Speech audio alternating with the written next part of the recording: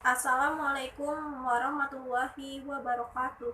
Kami mahasiswa dari Universitas Muhammadiyah Jakarta, Fakultas Ilmu Pendidikan, Prodi PGSD, kelas ASD semester 4. Di video ini kami ingin memaparkan materi yang berjudul pengaruh model pembelajaran inquiry terhadap kemampuan menentukan ide pokok kalimat tersirat di kelas 5 SD Negeri Cilende 01. Video ini kami buat untuk memenuhi salah satu tugas mata kuliah PBSI kelas tinggi. Selanjutnya, masuk ke dalam materi, yaitu berdasarkan hasil pengamatan. Dalam proses kegiatan belajar mengajar atau KBM di kelas, guru masih menggunakan metode ceramah. Guru berperan aktif, sedangkan siswa hanya mendengarkan. Salah satu unsur penunjang pendidikan adalah metode pembelajaran. Jadi, metode yang dipakai guru di dalam kelas mempengaruhi tercapainya tujuan dari pembelajaran tersebut. Hasil dari proses pembelajaran terkait materi ide pokok, hampir semua siswa memahami. Hanya saja ada beberapa siswa yang kurang memahami. Mungkin dikarenakan ada beberapa faktor atau alasan. Salah satu faktor atau alasannya yaitu metode dan mode pembelajaran yang dipakai guru mungkin kurang tepat. Selanjutnya ada pengertian model pembelajaran. Model pembelajaran adalah bentuk atau contoh rancangan pembelajaran yang diciptakan di dalam kelas. Nah, menurut Ngalimun tahun 2012, buku halaman 27, model pembelajaran adalah suatu perencanaan atau pola yang digunakan sebagai pedoman dalam merencanakan pembelajaran di kelas. Masuk ke dalam pengertian pembelajaran inquiry. Pembelajaran inquiry adalah rangkaian kegiatan pembelajaran yang menekankan pada keaktifan siswa yang memiliki pengalaman belajar di dalam menemukan konsep-konsep materi berdasarkan masalah yang diajukan. Ada unsur-unsur model pembelajaran. Yang pertama, ada guru, siswa, sarana dan prasarana, dan kebijakan pemerintah. Baiklah, saya akan menjelaskan tentang prinsip-prinsip pembelajaran inquiry. Di sini saya mengambil menurut Suyadi tahun 2013 halaman 118 sampai halaman 119. Pembelajaran inquiry menekankan kepada pengembangan intelektual atau mental peserta didik. Pengembangan intelektual itu dipengaruhi 4 faktor. Yang pertama maturation, yang kedua physical experience, yang ketiga social experience, dan terakhir adalah incubation. Baiklah, saya akan menjelaskan faktor itu. Yang pertama, maturation atau kematangan. Maturation adalah proses perubahan fisiologis dan anatomis, yaitu pertumbuhan fisik yang meliputi pertumbuhan tubuh, pertumbuhan otak, dan pertumbuhan sistem saraf. Yang kedua adalah physical experience. Tindakan-tindakan fisik yang dilakukan individu terhadap benda-benda yang ada di lingkungan sekitarnya. Dan ketiga, social experience adalah aktivitas pembelajaran yang berhubungan dengan orang lain melalui pengalaman sosial. Dan terakhir adalah incubation. Incubation ini proses penyesuaian antara pengetahuan yang sudah ada dengan pengetahuan yang baru yang ditemukan peserta didik. Selanjutnya saya akan menjelaskan tentang jenis-jenis model pembelajaran inquiry. Di sini ada dua, inquiry terbimbing dan inquiry bebas.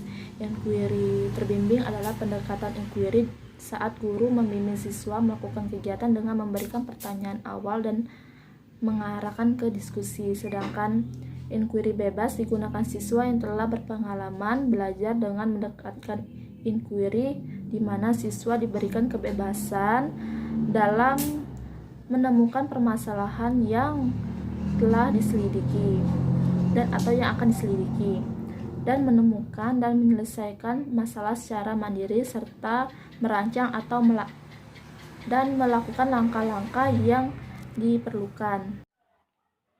Saya akan menjelaskan tentang langkah-langkah pembelajaran inquiry. Langkah inquiry tersebut terbagi menjadi 6. Yang pertama ada langkah orientasi.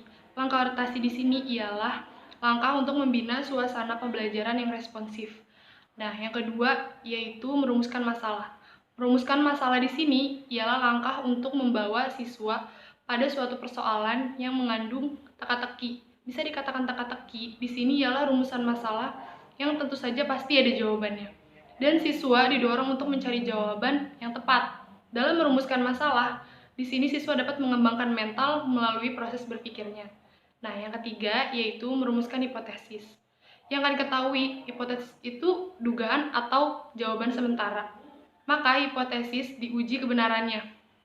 Dalam menentukan hipotesis, tidak sembarangan dugaan, tapi harus berpikir yang kokoh, sehingga hipotesis yang muncul bersifat rasional dan logis atau masuk akal. Nah, ada keempat, yaitu mengumpulkan data. Mengumpulkan data ialah menjaring informasi yang dibutuhkan untuk menguji hipotesis yang diajukan sebelumnya. Nah, yang kelima, yaitu menguji hipotesis. Menguji hipotesis di sini ialah mencari tingkat keyakinan siswa atas jawaban yang diberikan. Kebenaran jawaban yang diberikan juga bukan hanya berdasarkan argumen dan opini saja, tetapi berdasarkan data yang sebenarnya. Nah, yang terakhir ialah menarik kesimpulan, yaitu proses mendeskripsikan temuan yang diperoleh berdasarkan hasil pengujian hipotesis agar mendapat informasi yang akurat atau relevan. Kelebihan dan kekurangan model pembelajaran inquiry. Kelebihannya yang pertama, menekankan pada pengembangan aspek kognitif secara progresif. Yang kedua, peserta didik lebih aktif dan mandiri. Yang ketiga, peserta didik memahami konsep-konsep dasar dan ide-ide dengan lebih baik. Yang keempat, memberikan ruang pada peserta didik untuk belajar sesuai dengan gaya belajar mereka masing-masing. Yang kelima, peserta didik yang memiliki kemampuan di atas tidak akan terhambat oleh peserta didik yang lambat dalam belajar. Yang keenam, membantu peserta didik menggunakan ingatan dalam mentransfer konsep. Kekurangannya yang pertama, memerlukan perencanaan yang teratur dan matang. Yang kedua, memakan waktu yang cukup panjang. Yang ketiga, proses menjadi terhambat apabila siswa telah terbiasa cara belajar nerimo tanpa kritik dan pasif apa yang diberikan oleh gurunya. Yang keempat, tidak semua materi pelajaran mengandung masalah, akan tetapi justru memerlukan pengulangan data, penanaman nilai. Dan yang kelima, metode inquiry ini baru dilaksanakan pada tingkat SLTA. Selanjutnya, saya akan menjelaskan tentang aspek yang perlu diperhatikan oleh penulis ketika mengungkapkan ide, gagasan, atau pemikirannya, yaitu masalah kalimat topik dan kalimat penjelas dalam sebuah paragraf. Kalimat penjelas dalam sebuah paragraf menjelaskan atau memberi informasi baru terhadap apa yang dibicarakan dalam kalimat topik atau kalimat penjelas lain. Unsur kalimat penjelas tersebut yaitu subjek, predikat, objek, keterangan, pelengkap, dan gabungan unsur. Secara tidak langsung, subjek dalam kalimat penjelas satu itu berhubungan dengan subjek yang terdapat dalam kalimat topik. Unsur predikat yang dijelaskan itu juga lebih banyak terdapat dalam kalimat topik.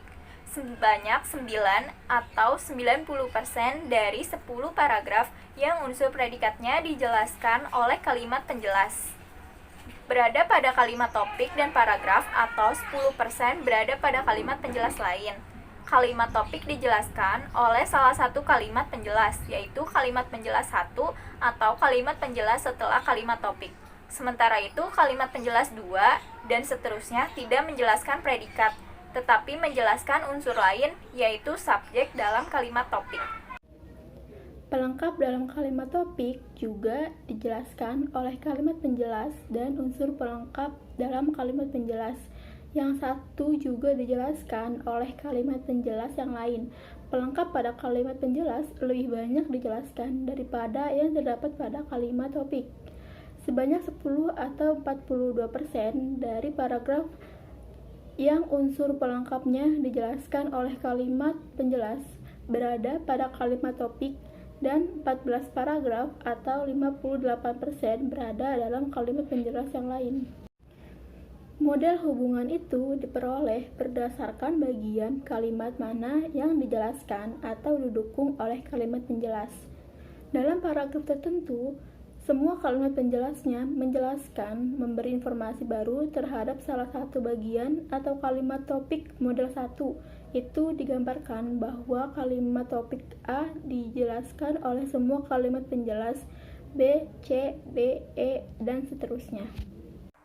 Sekian pemaparan dari kelompok 2, kurang lebihnya mohon dimaafkan. Wassalamualaikum warahmatullahi wabarakatuh.